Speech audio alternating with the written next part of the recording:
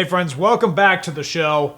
Today we're talking about those toxins in our environment, how it's impacting your hormones, and really how that is destroying your life. And again, I'm talking to you from personal experience, and so if we haven't met, always go back and listen to episode 1 to get more of a detailed explanation of who I am, the story, and what we're trying to accomplish here with this podcast. But for today's lesson, I want to give a personal story. Again, this ties back from when I was serving in Iraq, my time in the Army. And, just one of these things that we experienced when we were there, that they would have these giant burn pits. And so what these things were, this was the dump on the base, and that there was always this haze of just whatever they were burning. I mean, it was anything you can imagine. It was trash, food, toxic chemicals. Just if they needed to get rid of it, that it went into the giant burn pit. Just picture this thing was like the size of a couple football fields, at least on the base that I was at. And there was always this haze of smoke that we were breathing in for the year that we were there. And so I tell you that just because one of the things that I noticed, and I don't know if this is what caused it, and we'll get into some of the causes of this, of endocrine disruption here in a moment. But that was one of the things that I was exposed to. And when I came back and at the age of 22, found out my testosterone levels were of that of an 80-year-old man.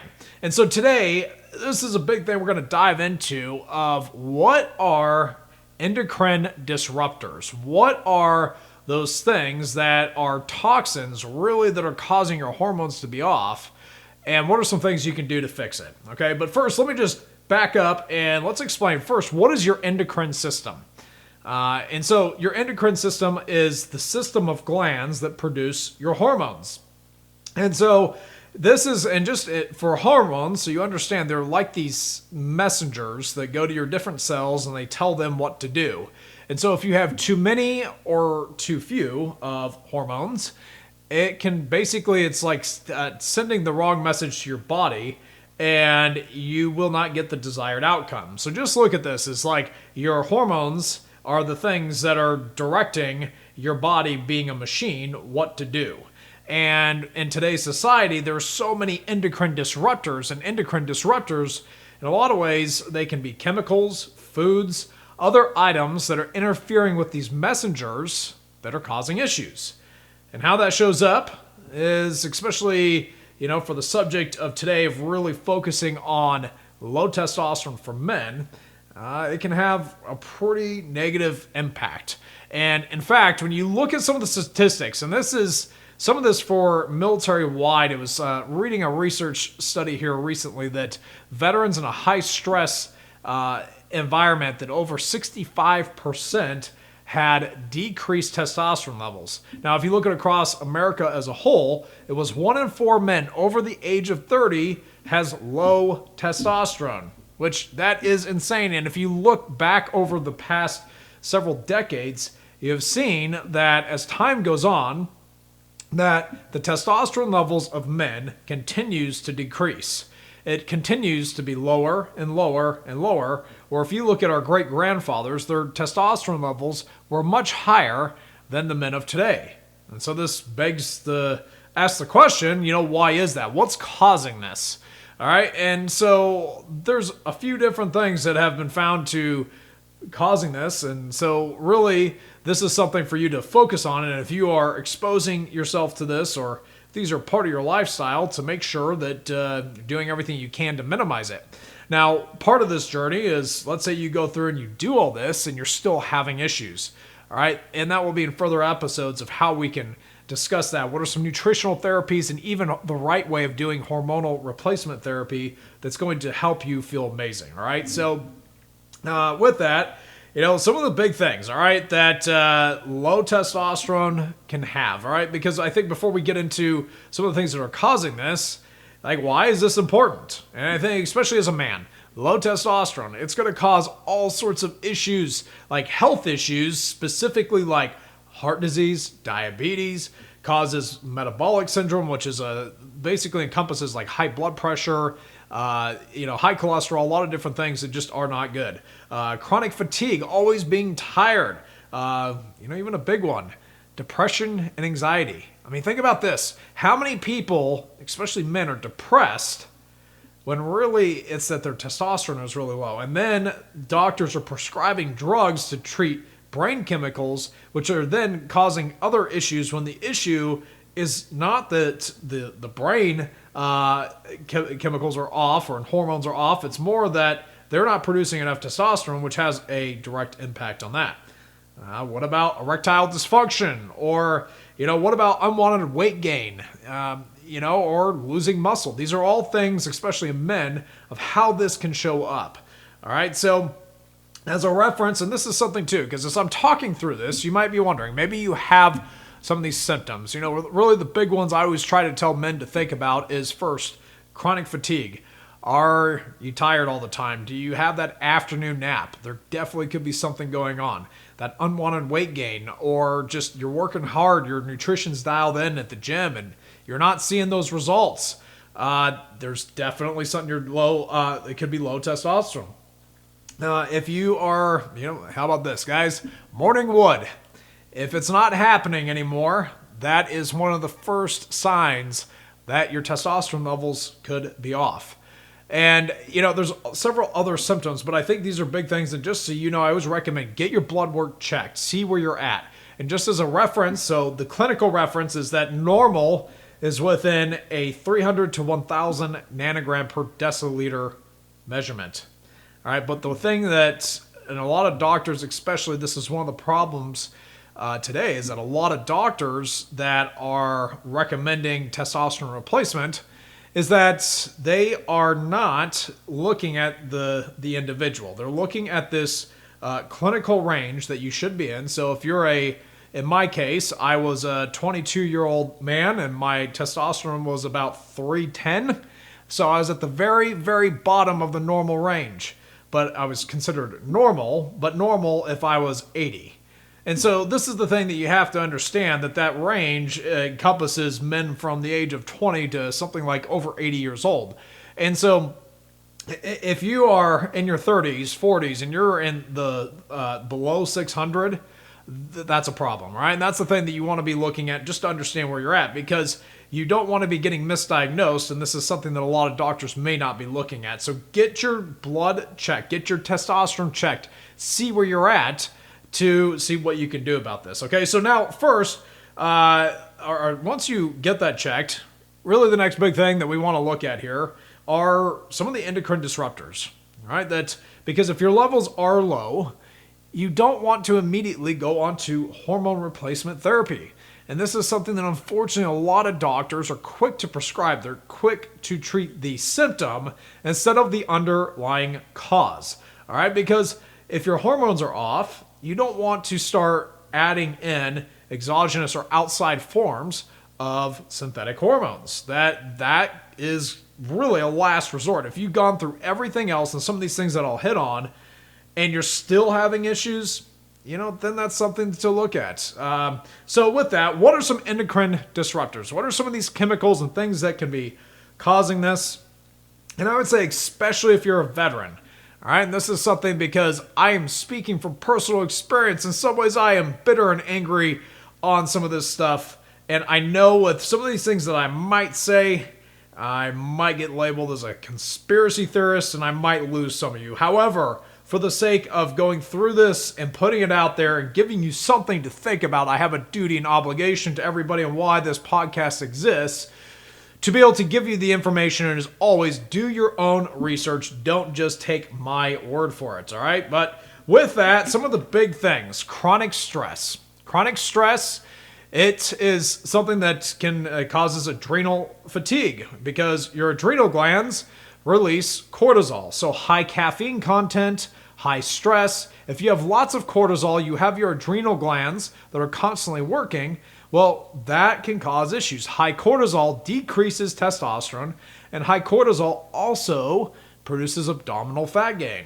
All right, so if you're chronically stressed, that could be an issue. And one of the things, especially with veterans, of that there's a thing of that basically our adrenals can be shot, especially being in a very high stress combat situation for extended periods of time. That there are things for looking at restoring your adrenal glands, and that in itself could have a huge impact.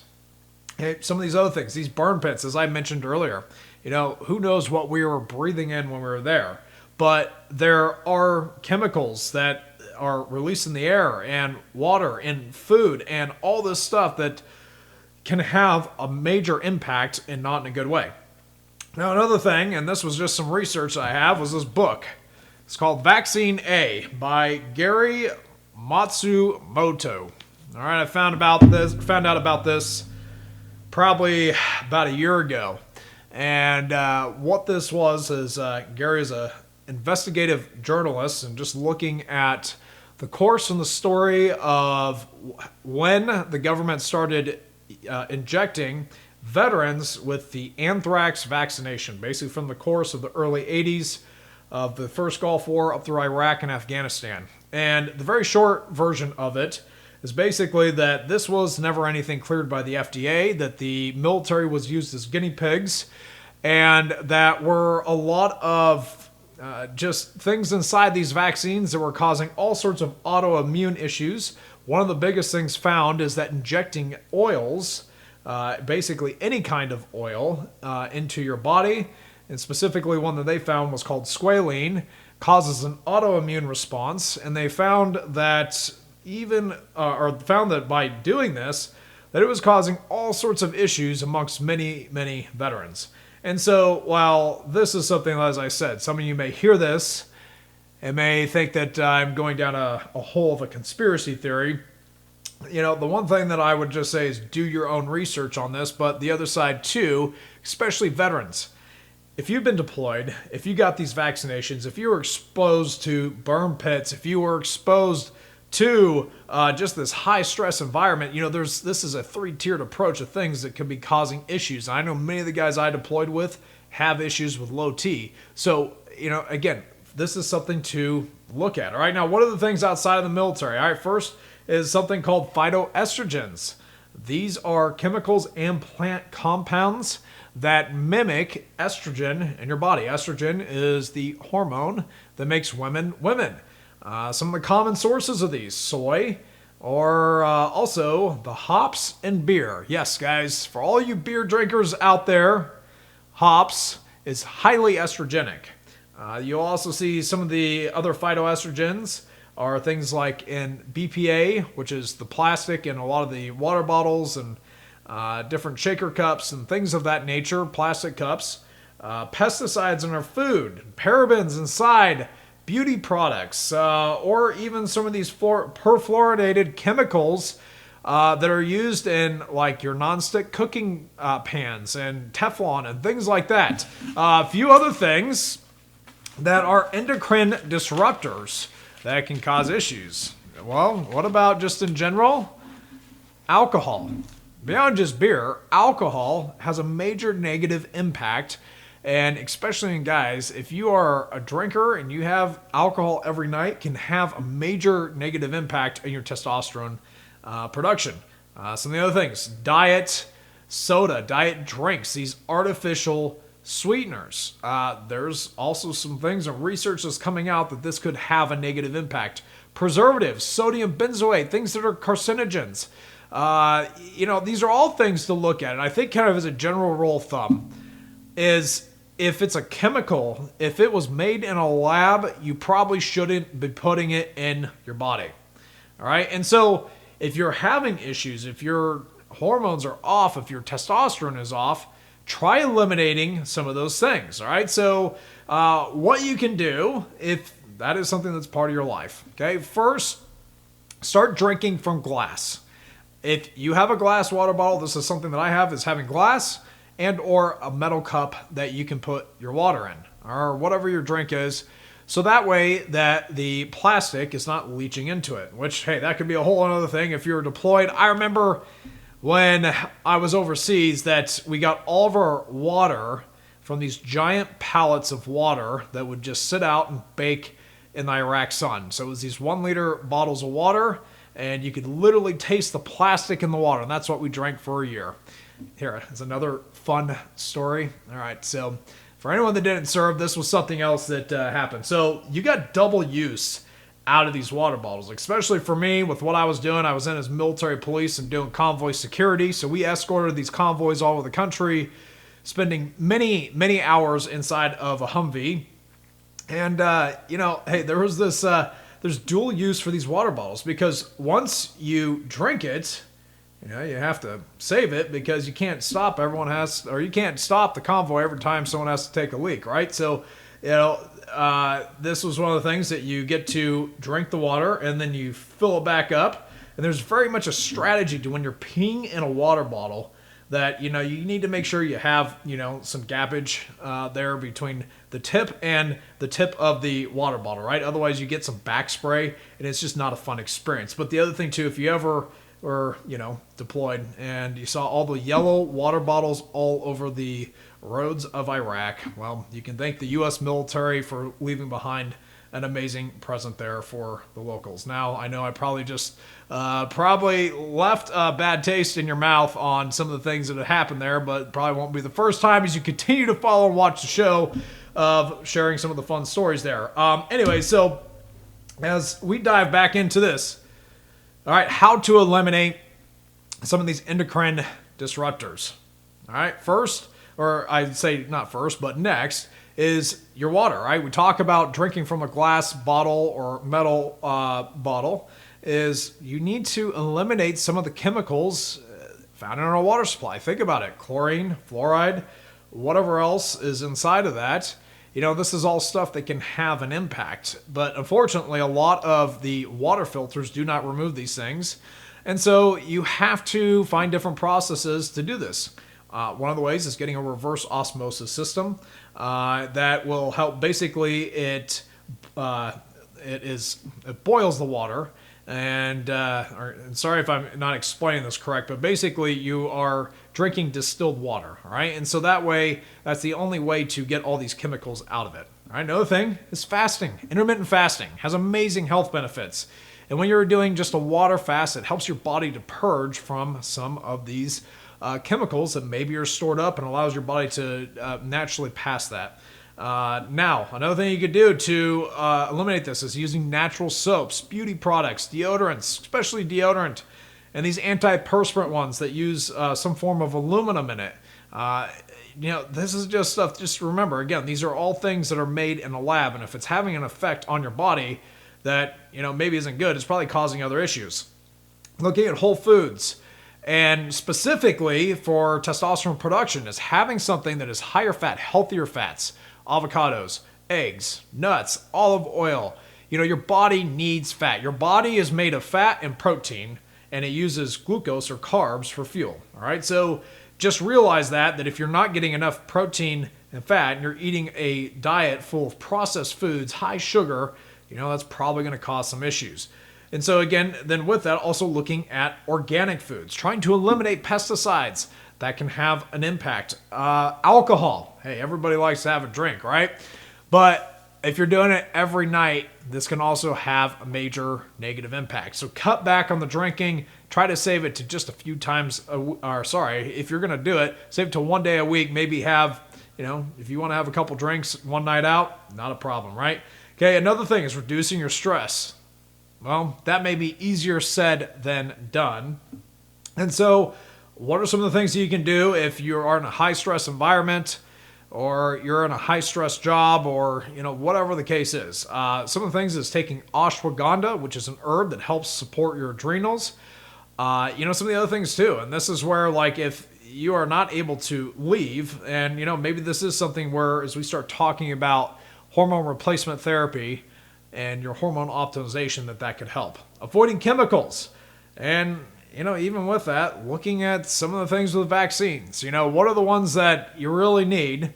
I would say I'm not anti-vaccine. I am just very much very selective of which ones you actually take.